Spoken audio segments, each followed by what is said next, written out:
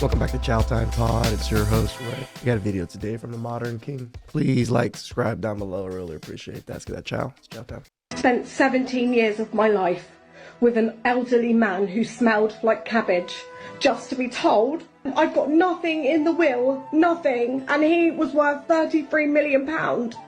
And you think this is funny? I have wasted my life.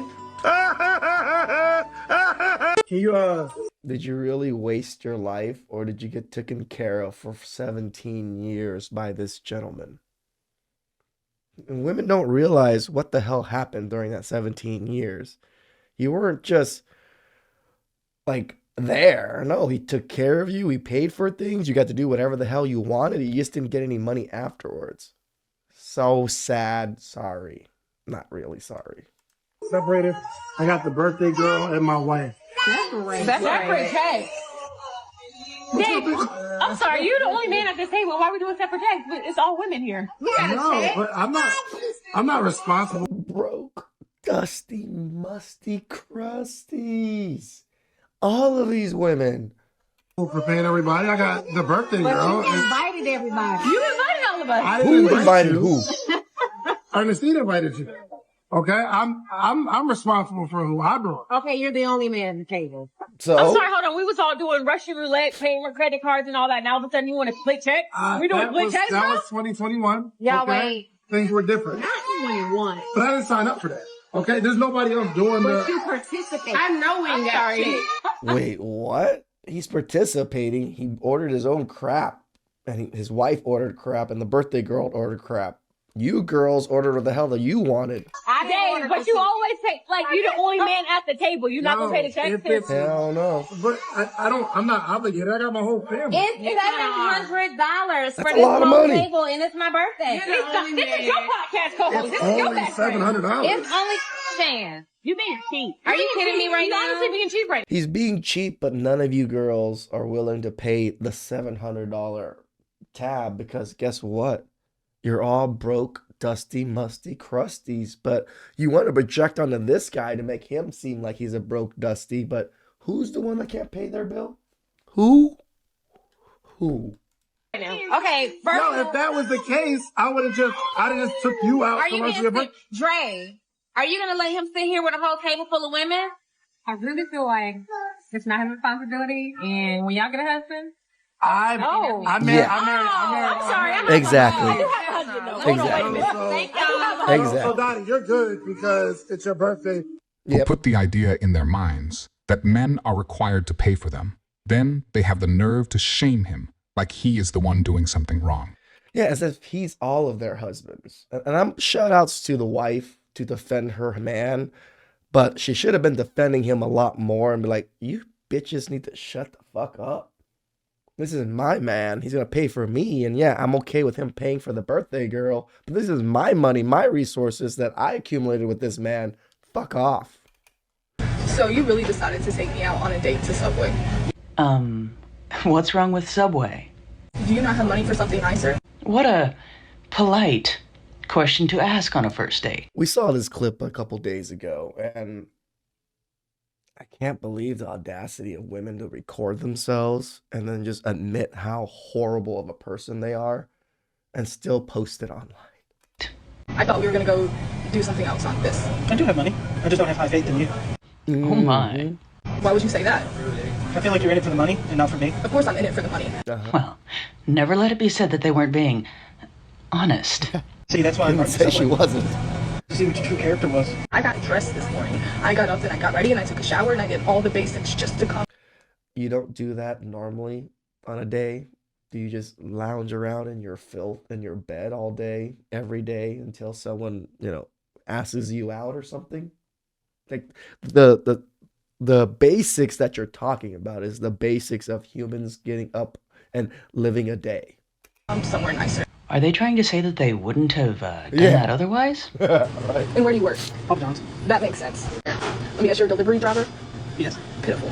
The phrase, those that live in glass houses shouldn't throw stones, comes to mind. See all these broke, dusty, musty crusties. I don't think you should be worried about dating. I think you should be worried about your light bill. Because clearly you couldn't take me somewhere nicer, so I'm not interested. Well, don't they seem just charming. We work at fucking Papa John's. Because I wouldn't give you anything you wanted. But a date to Subway, huh? You got You know, this that really proves to me how much you wanted me and how much you valued my time. I wanted to get to know you. At least that part, it seems, is going rather well. Why does it matter when I take you? I don't have to take you to a steakhouse just to get to know you. Give me my phone back. Are you recording? My man. You think this is funny? Give me my phone back. I'm proud of this gentleman. Even though he looks a little bit bigger, he's doing his thing. He's going out there dating and not letting women walk all over him. I'm proud of that. Because in the MGTOW, even in the manosphere here, we tell men to not even attempt to deal with women or talk to women. It's a good thing and a bad thing. It's good for self-preservation, but it's a bad thing that you're never going to get in the experience, the work, or you're never going to find anybody because you're not going to do anything. That's the sad part about it. And you know me, I push for families, but I also don't care if you guys want to do it here. I don't mind you guys doing it over there. Just get a family. I don't think this girl deserves me. Nope, she And I, doesn't, for brother. one, am inclined to agree. One can only wonder how that entitled bundle of joy could possibly still be single. Let's be realistic, Samuel.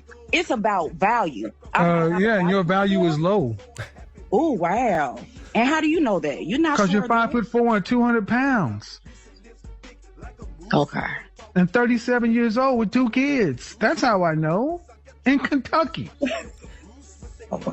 Okay. That's your opinion. It's not my opinion. You never seen my body before, so you. I don't have to see your body. I know you're 5'4" and almost 200 pounds with 2 kids in Kentucky. And I see your picture. You just say you. And I'm listening to how you talk.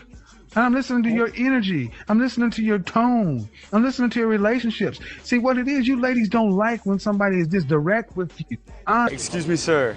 Question for you. Yeah. How old were you when you became a millionaire? I'm not a millionaire. I wish I were. What line of business are you in? I'm a lawyer. I used to be a millionaire, but my ex-wife has most of the money. So what did you learn from that divorce? Don't get divorced because in every state the woman gets all the money. How much money did you lose from your divorce? Several $1 million. So it's safe to say marriage is a business. Marriage is an important economic decision. I'd recommend if you are building wealth, you certainly have a prenuptial agreement. And even though you want to marry for love, just be careful. When you married, who knows? It's good advice. That's from an ex-millionaire that became a non-millionaire.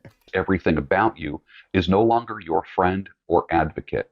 Stop treating her as such. The minute she wants a divorce, she's instant enemy and not looking out for your best interests. True. As a husband, as a father, as a citizen, she will do everything she can to destroy you. And the minute she hires an attorney, it just becomes war at that point. I actually 100% agree. Those attorneys turn it into war. They know so much more war tactics than the woman does, and they're going to bring it all into you. You heard it from the last man. He lost most of everything he spent his entire life building just because he married the wrong woman. It is important that men learn from the mistakes of others so they do not find themselves in a similar situation. We've been together for over 50 years. Wow. 50 years. You know, one time I came home and I pulled in the front driveway and I saw this car down the street take off because somebody came out the back door. It was the repairman. I told you the washing machine was broken. The results reads as follows. First, child, Mr. Willis, you are not the father. That's what I figured. No. Oh, that's Mrs. no. Willis. That's wrong. That's wrong. That's wrong. Second child, That's got to be. It's a mistake.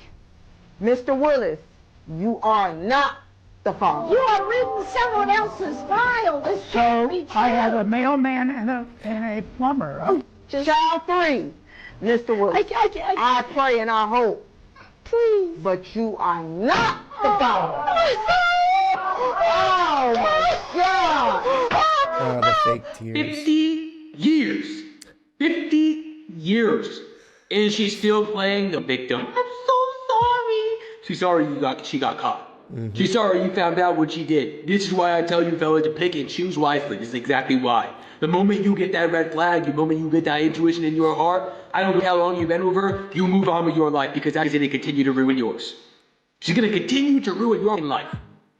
DNA testing needs to be mandatory at birth. I don't care. I say it all the time. So many dudes out here going 40, 30, 50. Soon-to-be ex-husband just pulled up to my house in a brand new truck, and I'm not really sure if I'm sad about it or if Because you're a broke, dusty, musty, crusty that can't afford your own shit, and you're mad that he can? I'm mad about it. There's a little bit of both happening there because a brand new truck really mattered more to this man than his marriage and his dog. Which, I mean, if he wants to be the loser that lives in an apartment with a brand new car, then by all means be my guest. All he's doing is showing me that he really was a financial burden on me and that I should not. Are you sure it's not the other way around? Because once he lost you, he was able to afford a brand new truck. Keep him around. One of the most consistent arguments we had was that he wanted a brand new $100,000 truck. And trust me when I say we are not in the tax bracket to be having a $100,000 truck,